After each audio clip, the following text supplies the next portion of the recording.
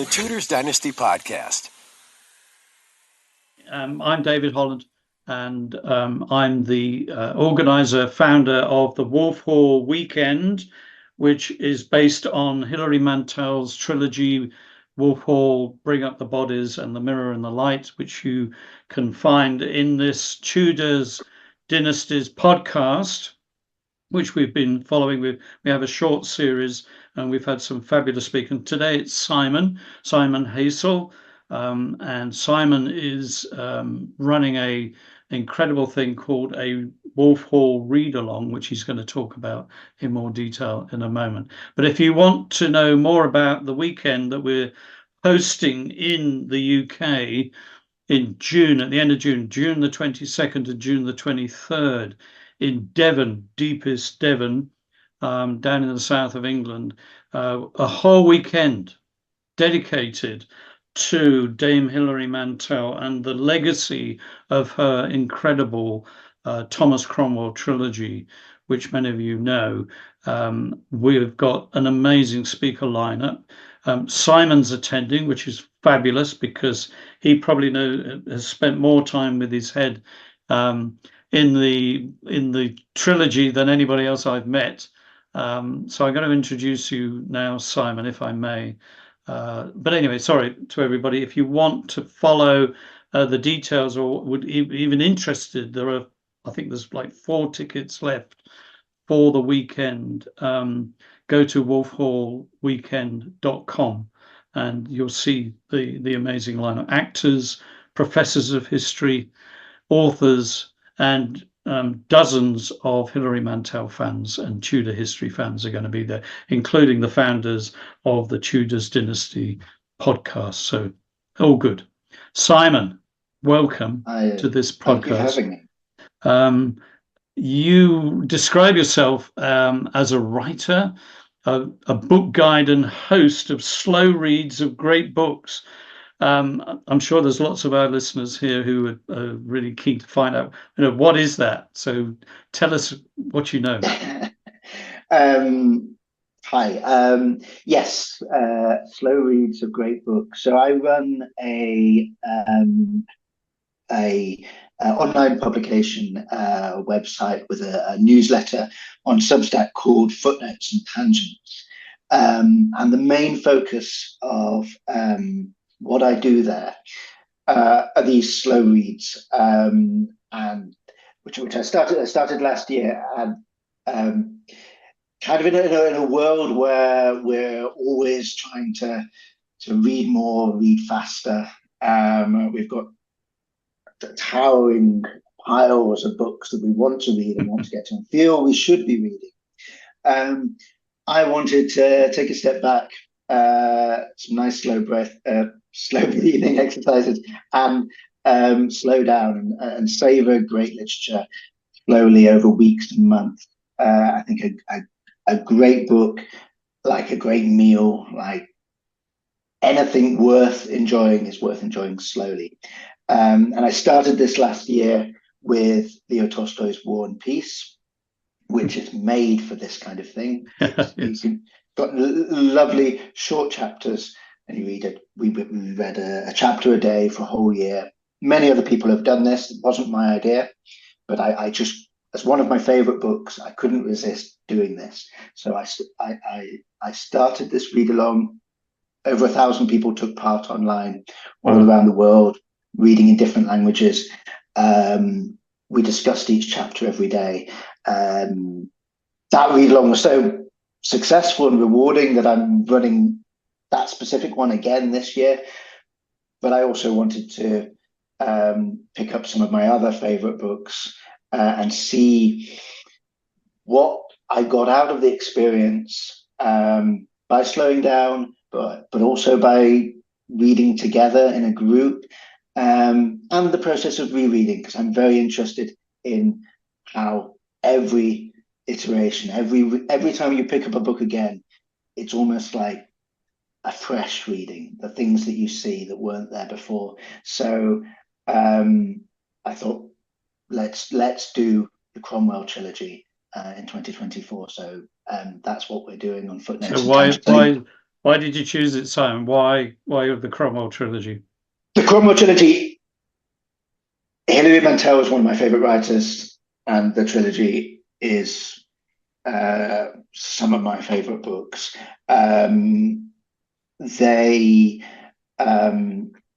would say that before I discovered Hilary Mantel, we studied the Tudors at school, and I especially remember learning about the English Reformation in the 1530s, and it igniting something in my imagination about this period. I think the thing that as a very excited 17-year-old history student, I think the thing that excited me most about it was that I recognized these people. I felt like they were there in the room, but at the same time, they thought very differently about a lot of things. And it's that combination of the strange and familiar, which I then went on not to study history, not to study literature, but anthropology, where studying other cultures, other societies, and the similarities and the differences, that cultural translation, I think that was already going on in my mind when I first came across the Tudors. And then Hilary Mantel comes along and gets that on such a profound, deep level in her writing, that you once again feel like these people are in the room with you, and you're not just in the room with them, but you're getting inside their minds. Especially in this trilogy, you're getting inside Thomas Cromwell's mind. So it's that combination, fascinating period and a superlative writer. It's just an incredible combination. So with a read along, so what's not happening? Just to clarify, just correct me, make sure I've got this right. So what's not happening is you're not going online every day with thousands of people and you're reading it. So people are reading in their own time. We're not. Yes, we're not. We're not. You're not a book readings. Club reading together in live. Yeah. Okay. Yes, it's a bit like a literary buffet. You can take as much as you want from it, and some people set off and they send me a message. I've got about 3 of them this week saying, "Oh, I'm sorry, I feel like an utter failure. I've finished all 3 books. I'm obviously not a slow reader. I was enjoying myself too much." And I say, excellent. I don't mind one bit. What happens is I've set a schedule, a slow pace of breaking the 3 books down into 52 weekly segments. They're about 40 pages each, and that schedule is on my website. And then every Wednesday, today, I'm finishing it off today, I send out that week's discussion newsletter, which is jam-packed full of resources about what's going on in the reading this week. With Wolf Hall, it's a lot of historical context, but it's also what is she doing with the writing, what themes keep popping up. It's wonderful with Wolf Hall because we can put in YouTube videos to a lot of the music, which is great. We've got absolutely fabulous paintings. We've got all of the Hans Holbein paintings to work through over the course of the year. So it's a very rich newsletter that then people comment on, and we have a discussion in the comments. And that's kind of it as the basic setup, so that some people are fallen behind and are catching up or reading at their own pace, but I can't really write any faster, produce the content and resources any quicker. So I'm kind of wedded to this slow read from sort of a practical point of view. But there's plenty of people who are reading at this pace, and a lot of rereaders, and we're getting things out of the text that we never we never saw before, and it's like so you said at the beginning. I've spent the last 13 weeks in Wolf Hall, and have got weeks and weeks and months ahead of us. So it's a very rich experience. It's a very rich reading experience. So give me, where are you up to? I know when this podcast goes out, you'll be beyond. So this week, next week, where are you up to so far? What week 12 are you at?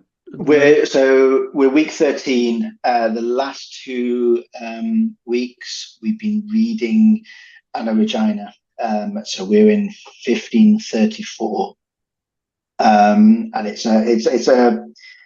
it's actually a wonderful moment to take a step back, because it's the year where the divorce, the annulment between Henry and Catherine is done and dusted. We've got the coronation of Anne Boleyn, and in the autumn, the birth of Elizabeth. So it's also the year that Holbein paints Cromwell. It's a jam-packed year, but it's from the point of view of reading Wolf Hall and the life of Thomas Cromwell. It's this incredible moment when he's finally accomplished what Wolsey failed to do, what he's been working towards for many years, and it's now happened. And way back near the beginning, in one of his reveries, he says, a world where Anne Boleyn is queen is a world where Cromwell can be Cromwell. And now Anne Boleyn is queen and Cromwell can be Cromwell. And he is running everything, and Mantel says, including the weather, which is what Thomas Wolsey claimed to be able to do, have a word with God and control the weather. So Cromwell is in charge, and he's imagining what lies ahead of him, and thinking a son is going to be born in the autumn, a prince, and he's going to be and Thomas Cromwell is going to be the man that raises this prince, creates the next Tudor king, and all his ambition and all his ideas about kingship are going to go into this king, who obviously, as we all know, it doesn't happen that way. And the thing you always get with reading Wolf Hall is you're bang in the moment. So there's a future ahead of you which is very different to the future that actually happens. There's what he sees is not what's going to happen. So it's a really interesting couple of weeks. Yeah, fantastic. So when we get to June and the Wolf Hall weekend that you're attending, will you just started Bring Up the Bodies, volume 2? So we will start Bring Up the Bodies on the 29th of April. Oh, fine. Okay. So we'll be well into Bring Up the Bodies. You'll be well into Bring Up the Bodies. Sort of halfway through. So it's sort of perfect, really. Yeah. Henry never wanted there to be a plot for Bring Up the Bodies, is basically what you're saying. Yes, yeah. Well, I think because Hilary said that she sort of, I think she probably initially thought it was going to be one book, but it was a duology for quite a while in her head, and then this Bring Up the Bodies is only really sort of 6 months. It's less than a year in 1536, and it insisted on being a book in its own right, and it is. All 3 books are very different in pace, and Bring Up the Bodies is a very short period of time compared to the other 2. It's very intense. It's very claustrophobic. It's a thriller. It's a wonderful book. So I can't wait for us to like. I love your idea of sort of it's the book Henry wished never had. Well, quite, yeah. Written. Although his sort of semi-romance with Jane Seymour is well documented. of course. If he hadn't gone this course, not that I recommend beheading one's second wife in favour of finding a third. Not to be recommended. But if you are going to do it, at least he did it with somebody who he felt from what we can read, genuine sympathy for, and certainly attraction to Jane. For whatever reasons, which was a puzzle, it seems, to many of the people around him, why that should be the case. A very different person to Anne, of course, and gave him the Sorry, I just realised I've made I did say it was 1534. It's 1533. Getting ahead of myself. It's 1533 is the coronation in 1533. I'm already thinking ahead for the next year. But just Hilary wanted to be a historian, and her illness made her realise that there wasn't much she could probably do with that. She'd be she wouldn't necessarily always be able to turn up. If she became a professor of history, she wouldn't be able to turn up to lectures if she, and traveling wasn't easy for her either because of her illness. Do you think one of the appeals of Hilary, especially those of us who studied history at school, is we can sort of, here we go again, we're reading the Tudors from a historical perspective, but we're doing it in a way that's aided by Hilary. She's bringing a couple of ingredients to it. So there is enough historical accuracy, enough for us to feel as though we're reading history again. And then, of course, the naysayers who, this has got nothing to do with history, it's just fiction, which is true as well. But she brings a way of engaging our imagination that probably no other, in my experience, I mean, I confess, prior to Hilary, I avoided historical fiction like the plague. And Wolf Hall sat on my shelf, I confess, for 10 years, unread. It was one of those, I'll buy it and I will read it one day when I can invest the time in it. And it was the TV series that made me grab the book and say, okay, I surrender. When I worked in publishing for 25 years, so it's not like I'm but historical fiction wasn't one of those. And then within 30 pages, I was hooked completely and utterly, because I thought she's not doing what I expected. She's engaging me at a level of the psychology of the human condition, the confessions of a mind that I kind of can relate to in Thomas Cromwell as a 21st century human myself. But on the other hand, she does that. She sort of shoehorns you in easily from our generation into that generation. In a way I've never experienced from any writer of any. Ernest Hemingway maybe did it, and I'm sure you've looked at Hemingway as a possible subject in the future. But yeah, that's for me, that's Hilary's skill and genius.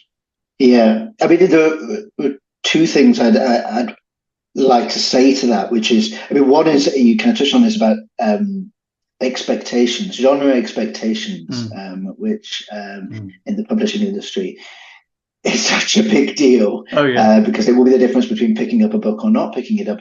And like you say, a lot of people, just by virtue of the fact that it's historical fiction, won't go anywhere near it. Other people who love historical fiction will pick it up and be utterly turned off by the writing style. I have been consistently introducing Wolf Hall as a ghost story for many years now, thinking that it will make it irresistible to 99% of people, and they'll be like, I didn't realize it was a ghost story. And then someone turned around to me this week and said, Simon keeps saying it's a ghost story. I really don't like ghost stories. Will I enjoy Wolf?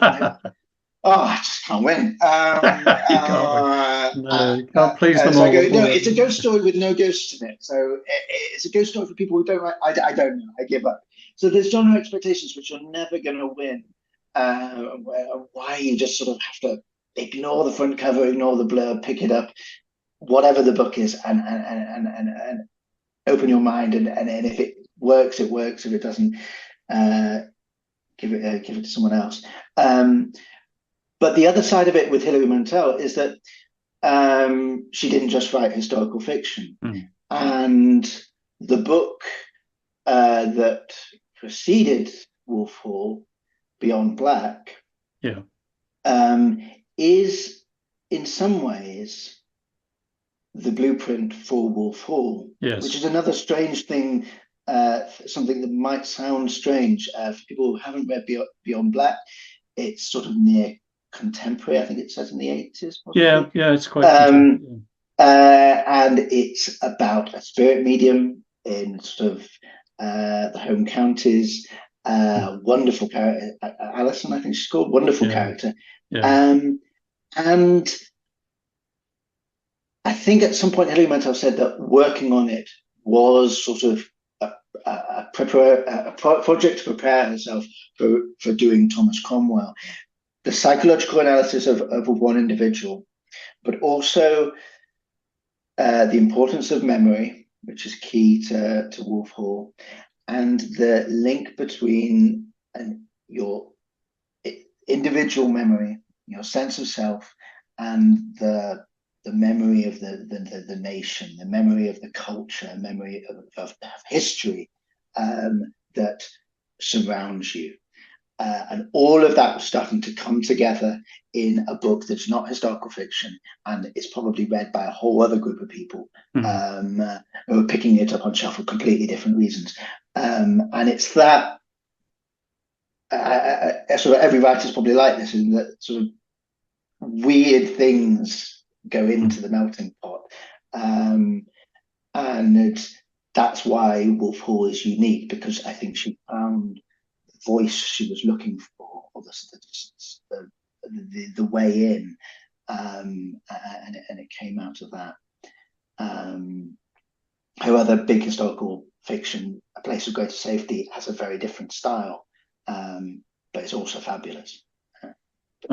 Yes, and of course the criticism of The Place of Greater Safety, which she joked about in some of her writing, is that there's too much wallpaper. Yes. There could have been a lot more. She said, "Oh, I held back." And there's far too much tapestry in Wolf Hall. No, there's not nearly enough. So, speaking, I heard a childhood schoolgirl friend of Hilary's talking about her memories of her life with Hilary, and she said when they were doing even O-level history, and they were tasked with presenting an essay on anything really, the rest of them would write 3 pages, the required amount. Hilary would hand in 3 exercise books, and that but also, that's it, isn't it? Sorry, it is with her. It is the combination of rigor, historical research. She does not cut corners, but the creativity is also there. The imagination, the extra leap needed, and I think you rarely see those two skills at such a high level combined in one writer. Yeah, in the Reith lectures, she talks about, so you want to be an historical writer. All right, well, can I give you a list of requirements? And it's an interesting list, and it includes things like give up your social life. Yes. Forget about having friends. Be very comfortable with your own company, because you're going to be spending a lot of time in that company. And, almost enter into the madness of of that level of writing, because you're going to spend a lot of time seeing and being with people who aren't there, Mm. and Yes. letting them speak and letting them tell you what you should be writing. It's a ghost story. You're going to you're inviting the ghosts into your room. And Dickens paved the way, did he not? Yeah, exactly. Shakespeare paved the way. I mean, one of my favorite plays is The Tempest, and that's full of creatures that nobody can see, but but can hear, and all our, and now our revels are ended, and it all just fades into air, into thin air. So Hilary talks a lot about Shakespeare and how influenced as a teenager she was. I mean, she could quote the entire speech of Mark Antony in Julius Caesar at the age of like 13. Not many, would even be not many 13-year-old female, let alone male, teenagers would even begin to be able to quote the first line, let alone the entire speech. But she said everything. Well, again, I think in her Reith lecture, she taught everything that I needed to know about the human condition and writing was in that speech, of how the power of words to sway the human psyche from being on one side to now then being on the other, and that was a monumental moment for her, which she does, really brilliantly. I want to talk, if I may, then, Simon. We've sort of got about 5 minutes left. What I'd like to talk about is also your interest in the Wolf Hall weekend, and as I say, we've got an incredible lineup. We've got Professor Dermot MacCulloch, who famously said, Hilary writes novels. She doesn't write historical fiction. And if you think of it as a novel, then you'll do fine. You've got Cromwell. We've got the book. We've always got the book on hand. Yes, as required. The two of them are sort of hand in glove, really. Right hand and left hand. Yes. So the Wolf Hall weekend is 2 days it's almost a 2-day seminar on everything to do with Hilary, everything to do with the Wolf Hall trilogy specifically, everything to do with the Tudors of that period. What was it that swung you, do you think, to decide, I'm going to come, given that you're so busy writing? So somehow I'm going to have to get out all the newsletters on time at the same time as going along to this. I mean, it is. It's not amazing luck, because the reason why we're all here and we're all doing this right now is sadly because Hilary Mantel is no longer with us. Exactly. And I when I heard that she died, the first thing I did was I grabbed my audiobook version of A Place of Greater Safety, which is sort of hand on heart is actually my favorite Hilary Mantel book. It's a book that affects me the most, and I just wanted to be kind of with her and with her words. So I spent kind of a few weeks going through that novel again, and then I thought, especially as my slow read of War and Peace went on, what a wonderful tribute it would be to do this trilogy, and really do justice to it. And of course, that's what the Wolf Hall weekend is all about. It's doing justice to her words and her writing. It's obviously about the historical period, but fundamentally it's her writing and what she could do with the material. And it is serendipitous to some extent that this weekend will come right in the middle of our slow read. We'll be halfway through the trilogy. I will have lived inside these books for 6 months by that point. Be going slightly mad. But we'll, as a book group, as a very big community, there's hundreds of us. We have lots of thoughts, ideas, and questions. I have so much, and to have a weekend to put some of those questions to all these leading lights and people who have hopefully have some of the answers. But I think it's the exchange of ideas, and yes, it is an unbelievable opportunity, really. It is. I agree. And in my podcast on the topic of why I decided to do the weekend, I talk about the voice over the shoulder, and I'll leave everybody to ponder on whose voice that was. But if you know Hilary and you know her writing, then it all fits, really. Simon, this has been a fascinating conversation. We could go on all day. We could even get into page by page flows, which we're not going to do. Fast. No, we're not going to do that. And we won't even get through any of that. But we've got some great people. We've got Ben Miles, the actor who played Thomas Cromwell. We've got other people who've worked with her agent, Bill Hamilton. We've got Nicholas Pearson, who was a publisher of the 3 books and all her other work. Hilary was very loyal to people that she respected, and in return she's held in high esteem, which you do and I do, any of us that have read her.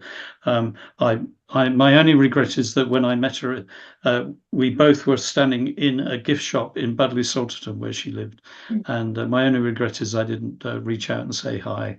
But I was within arm's length of the Great League. We both lived in the same village. Cadet House, where we're holding the weekend, is in fact one of her favourite Tudor mansions. So it is a Tudor mansion that she would. It was a short drive from where she lived, and she would say to the media who wanted to interview her, "I'll see you in Cadet House in the Hall of the Sovereigns, where we can be overlooked by an effigy of Henry VIII, Edward, Mary, and Elizabeth, looking on," as she talked about that whole period. So a magical place for her. A great opportunity to meet other like-minded people. And Simon, I'm so thrilled you're doing this annual read. Just before we finish, so can I just say that, I mean, for anyone who hasn't already joined us and is excited about the idea, on the 29th of April, Monday the 29th of April, I can't remember which week of the year that is, but we'll be starting Bring Up the Bodies. Oh, great. On the 22nd of July, we'll be reading The Mirror and the Light. So if you're just interested in joining us for one or both of those books, or want to catch up, it's all online. It's just where do they find you, Simon? Yeah. So the website is footnotesandtangents.substack.com. But if you Google Footnotes and Tangents, my name, or just Wolf Crawl, excuse the pun, you'll find us. That's fabulous. Thanks again for your time today, Simon. Thank you. No, thank Looking you. forward to meeting you in person in June, and keep up the good work, as they say. Looking forward to it. Thank you. Okay, great. Bye-bye. Thanks very much. The Tudors Dynasty Podcast.